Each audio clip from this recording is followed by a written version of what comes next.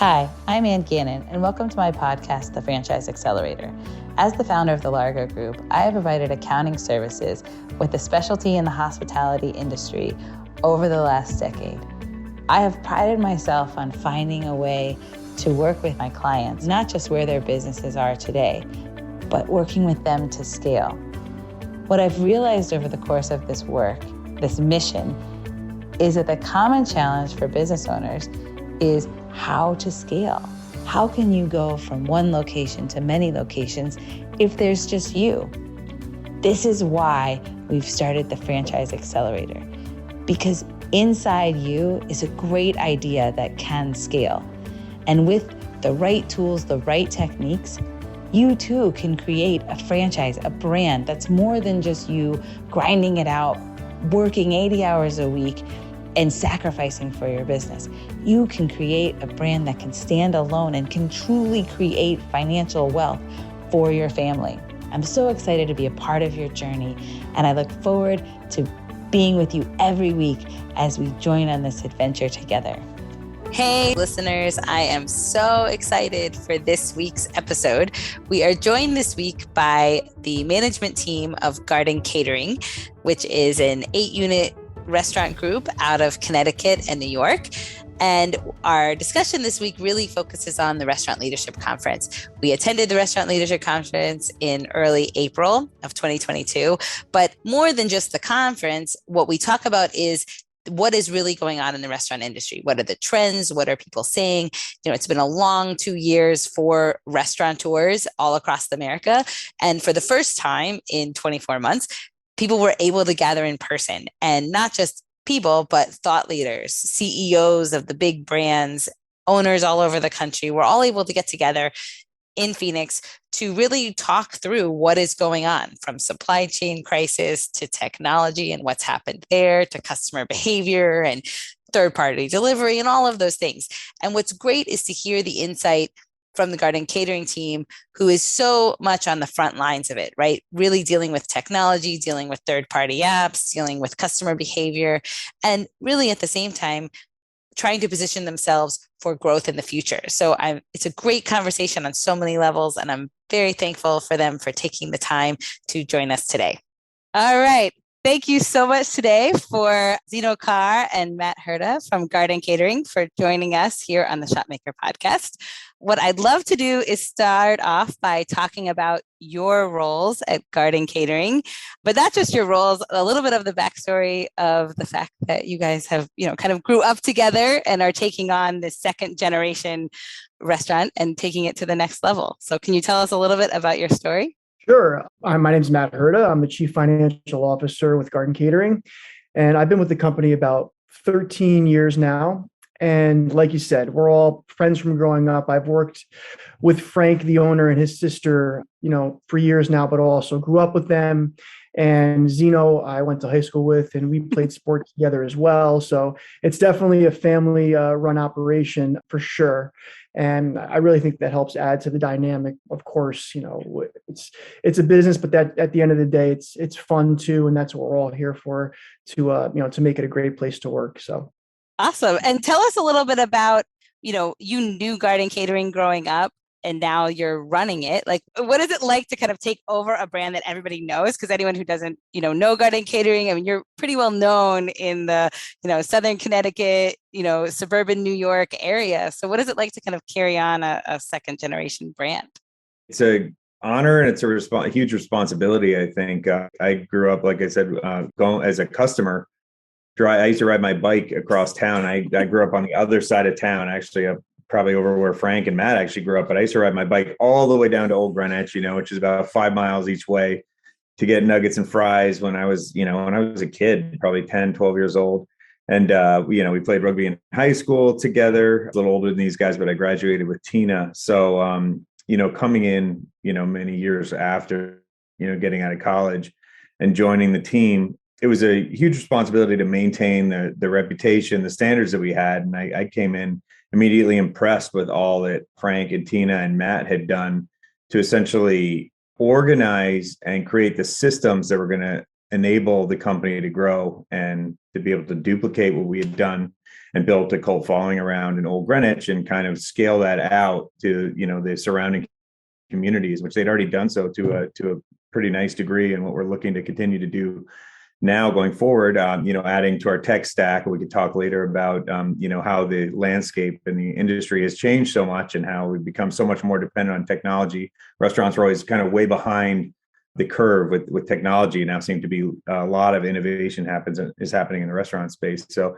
it's exciting. And again, it's a big responsibility. It's a good that we're all friends and know each other and grow up together, because that helps to inform the dynamic and the culture of the company going forward. Hopefully that we can maintain that sense of community and family in each one of the stores as we grow. Yeah, we're ambassadors of the brand, the epitome of the ambassadors of the brand. And we have been since day one. So it's, we feel like it's our responsibility to continue that. We basically still eat it's like every single right.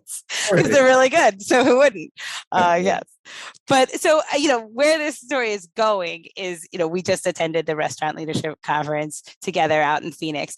But before we get there, what I'd love to talk about is obviously a lot of what was talked about are the lessons learned of COVID, right? So, and I actually met with you guys like right the day before COVID shut the world down for the first time. So talk me through like the early days of COVID, right? Knowing you're this established brand, that you're, this local community, and then all of a sudden, the world just falls apart. So talk me through those early days. When that happened, like you said, it's like the world stopped and what are we going to do? We were always and have been and will be a company that can pivot, I think, fairly quickly. We have a strong executive team and, a lot of good ideas flow through us every day. So right away, we knew that we had to probably pivot more to the third party and to make sure our third party platforms were strong for online ordering, and really just retraining the staff in the stores, how to deal with customers coming in, the pickups. It was a fair bit of retraining, I would say, but everyone really embraced that. And the fact that we are a strong part of the community, I feel like our customer base, went along with that as well and able pretty quickly to adjust. Yeah, I'd say, we were able to reach out to a community because we have been in this community for so long. It was really nice to get the response that we did from our guests and from our community. So when we were looking for things first, Nugs Not Hugs program, which is basically and ultimately a Nuggets for nonprofits. But we were able to raise a lot of money, make a lot of food, make a lot of people happy. And at the same time, we were still driving sales. So I'd say, again, another thing, you can't be afraid to try new things. Just see what sticks, that expression, throw it at the wall and see what sticks. So we were making, doing the family meals, or, we didn't really venture into the household goods and selling toilet paper and everything, but the options were there. We were looking at everything and trying to see how we could boost up bottom line, just make sure that there were going to be no layoffs, which we're very proud to say there were no layoffs. We had no layoffs throughout the entire thing. We were looking for people. We were hiring people throughout. So, just got to continue to try and see what else you can add. We tried a virtual kitchen in one of our stores. We did 2 pop-ups throughout. We did our Clam Shack pop-up over the summer. We did a barbecue pop-up where we invited, another local chef in and let him kind of build his brand through our catering kitchen. So just try and do some fun things and keep the momentum going forward. I think from a financial aspect, one of the most important things with which you obviously helped us with, Anne, was really making sure that, all the PPP loans, we had those in order, and ERTC credits, we applied for all of those. Anyone who didn't do that and had the opportunity, they got left behind, because that was a huge advantage for anyone who actually, went through the process correctly.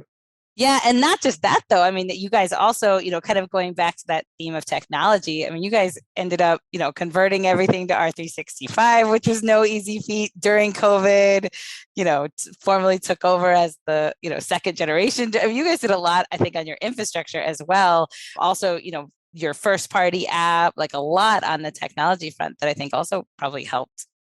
Yeah, especially with, like you said, R365, Restaurant 365, our accounting and operations software. We were coming over from a legacy system and, having to make sure that the 8 locations that we had were transitioned over correctly, and there was a lot of testing and working with the company. And we found that Restaurant 365 is really a great system.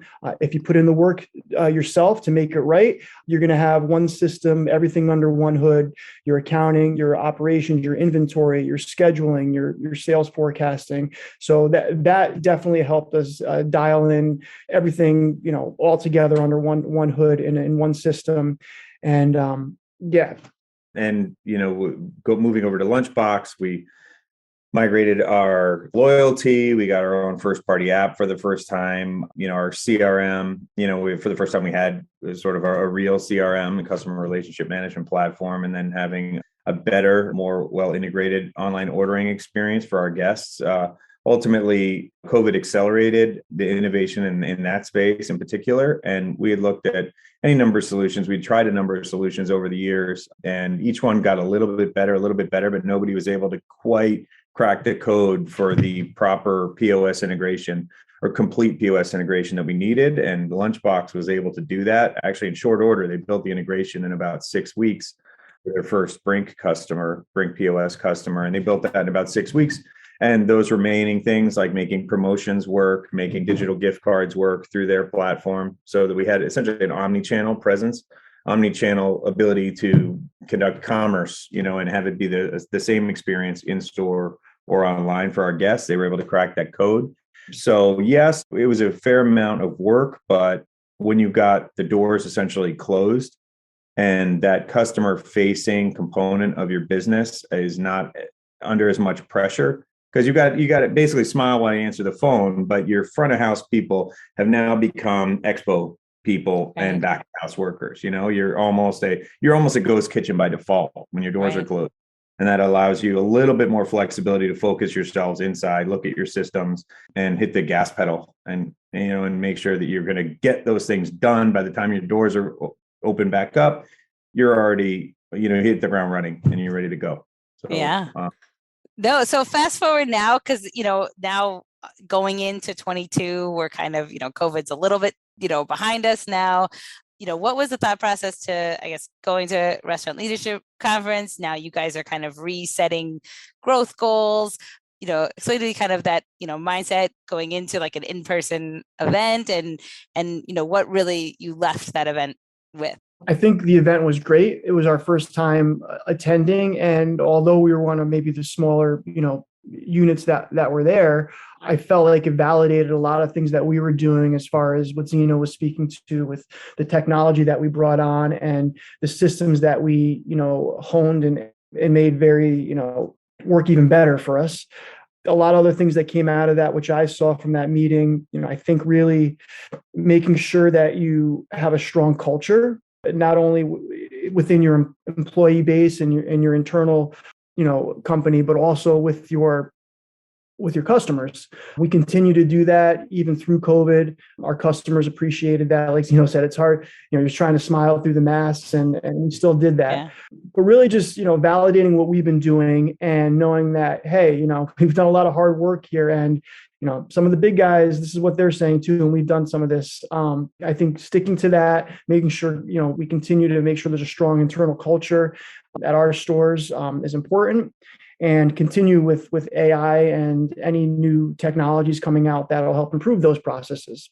Yeah, one thing that, on a more macro scale, you hear all the doom and gloom from the media and, this many restaurants are closing. And I really feel so deeply for those restaurants who didn't make it out of the pandemic. But it was nice to see, for those who did, come out to that conference and see all the excitement. I mean, this is a business built of hospitality people, social people, and to get them all together out at an event, it was kind of like, it was almost like perfect for springtime. It was like everybody was emerging from this hibernation and kind of, cathartic for, I think, a lot of people. And that, overall, that was awesome to experience. And like Matt said, the validation component was huge, because it let us know that, despite our size, that we're on the right track, that we're picking the right tools, that we're thinking in the right way. We're organizing organization. Yeah. So the way that we're structuring our business right now is preparing us for growth. and the opportunities abound to do so. So we're excited. One thing that I picked up a lot on was data. So we're all collecting data from all these different points, and how do we make sense of data? I think that's the next challenge for us, is we don't necessarily have, the business intelligence tools at our disposal that are designed to really, really dive deep into that data, to really, really get to know our customers on a deeper and more holistic level so that we can communicate with them and meet them where they are. So I'm excited to see what opportunities there are to partner with maybe, some more forward-looking companies in that field to better understand our guests and invite them to come in, one more time a month, two more times a month, and see if we can grow our business more organically. So there's, opportunity abounds. We just need to know how to capitalize on the data we're already collecting. It's not just looking at, dollars and guest counts and ticket averages. It's, diving a little deeper and, finding out more about the customer as much as we can, because, numbers are great and we've become a very data-driven company. And we're utilizing those numbers for good. But I think, like Zeno said, to really, find out what the customer wants and be involved with them is extremely important. It's what they expect now. Yes. Yeah. And I think it's interesting to see, like, when you see, the CEOs of these big companies, I think, like you said, that's the biggest differential, is how data driven they are and how much they know about their customers. But I think where you guys are, it's almost food is almost secondary to a lot. They're like, yeah, we're a data and technology company. We happen to sell hot dogs or whatever.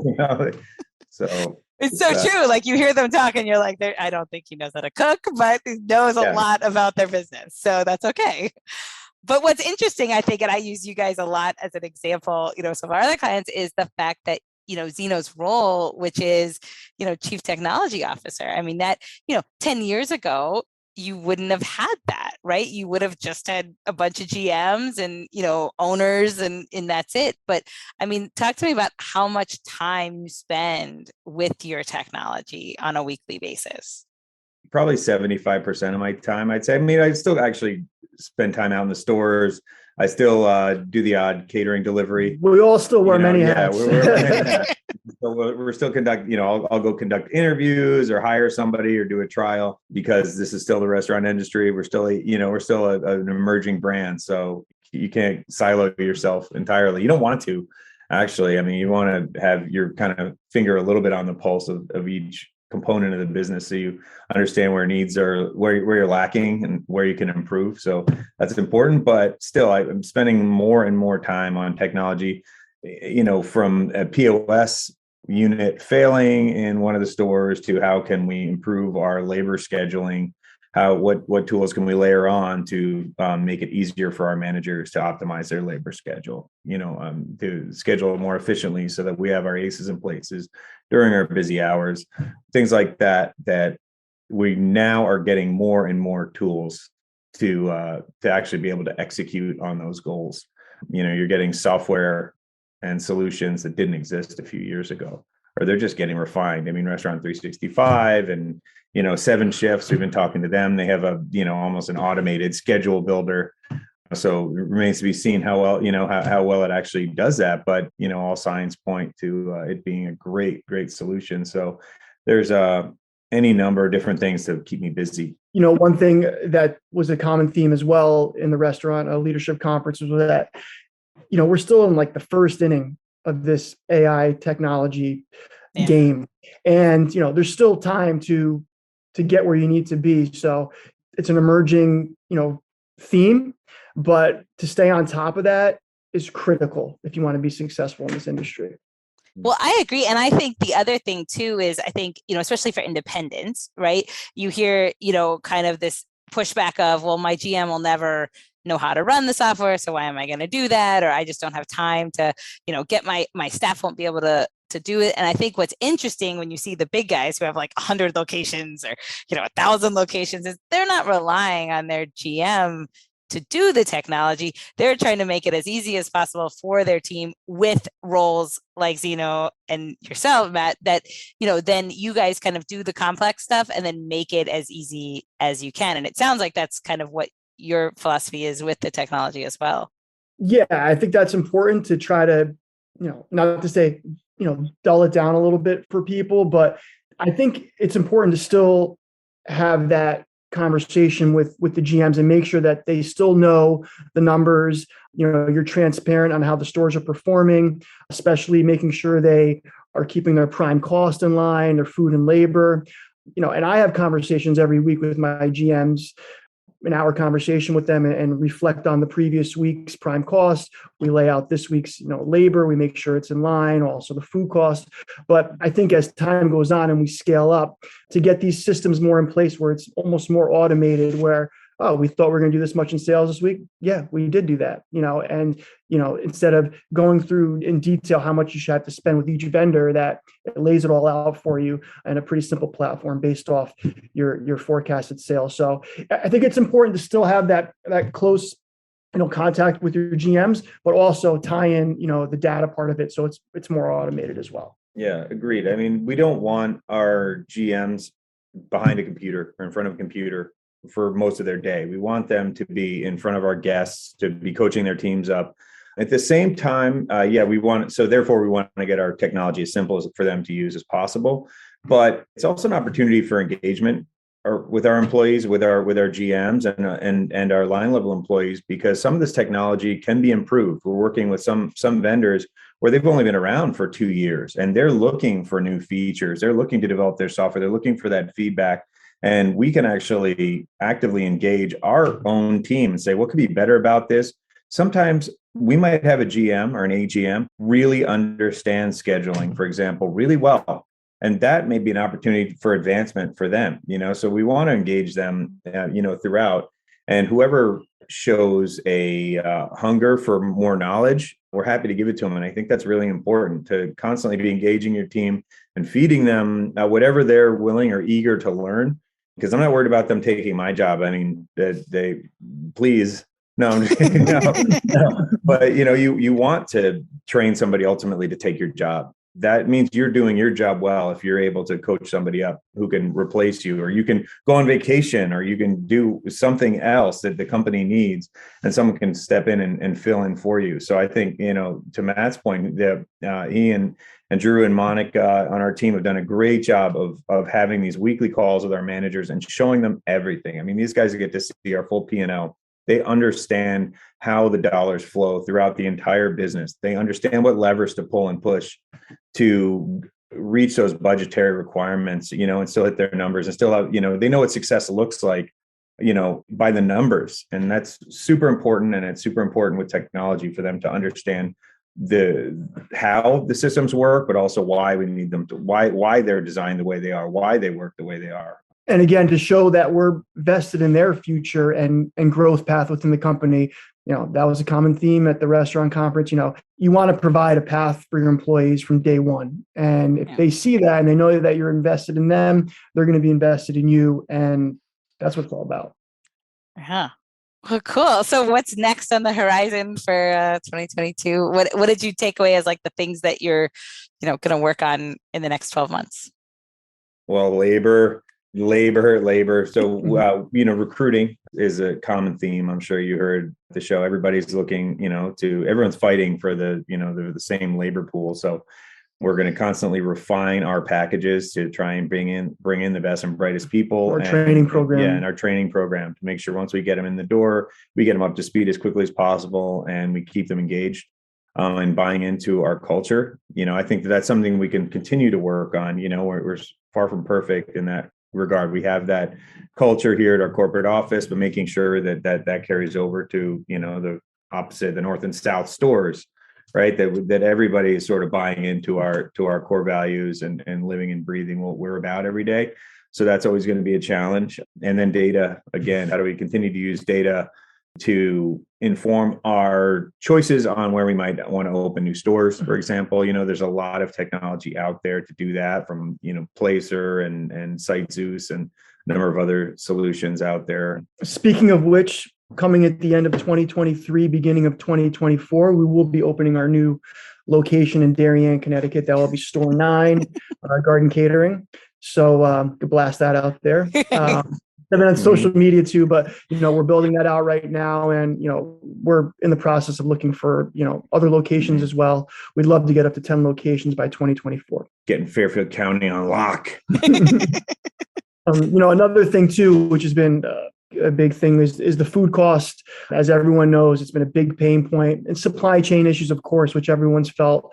But the food cost, especially for us being in the industry with chicken, volatile commodity, really making sure that we have the right vendors in place and the right product, which Zeno has done a lot of work, making sure we have that in line, and really just working each week again with our GMs to make sure that their inventory is in line, that their purchases are in line, that any issues we see are tied out. Because at the end of the day, you have your non-controllables, your rent, your utilities, and all that. But the main things that we can control as operators every day are the food and labor. So again, I can't stress that enough. It's a really good point. And communication with those vendors is critical. You've got to have that one-on-one relationship, not just with your reps, but maybe with your reps' bosses. You have to ensure that you're holding their feet to the fire, that there's no surprises. We've had too many surprises where, oh, hey, looks like you're not going to, aluminum is unavailable right now. You're not going to be able to get your special bags, or you're not going to be able to get your oyster pails or souffle cups. So we give away a lot of sauce. So souffle. I mean, this is the kind of thing where we're like, hell, if we're going to be out of 2-ounce souffle cups, the industry we can't be out of those. It's just not an option. So we would scour the internet and we'd look high and low and buy whatever we can and stock them up. So building redundancy into your supply chain for those commodity type items like souffle cups and things like that, to know that should your prime vendor have supply issues, that you have a plan B, C through J. You need to know where to look, when, and be able to get there and have an account set up with a credit card on file right away so that you can order those things. That, it doesn't seem like the supply chain issues are going to disappear overnight. It looks like the rest of the year is going to be dodgy. And so definitely would recommend to anybody that they constantly look through their inventory. Think a few steps ahead all the time. Yeah. And look what you absolutely can't do without. Those things that are unique to your brand or to your operation, and make sure that if you have to put a little cash out up front to hold on to that inventory, it's not a bad hedge, to do it, because you'll use the product, but at least that way, you're not going to run out. Right. No, that's awesome. Well, thank you so much for taking the time. I'm a huge Garden Catering fan. I think you guys are headed in such great direction. And thank you for taking the time today. You got it. Thank you very much. Anne. Anytime. Thanks.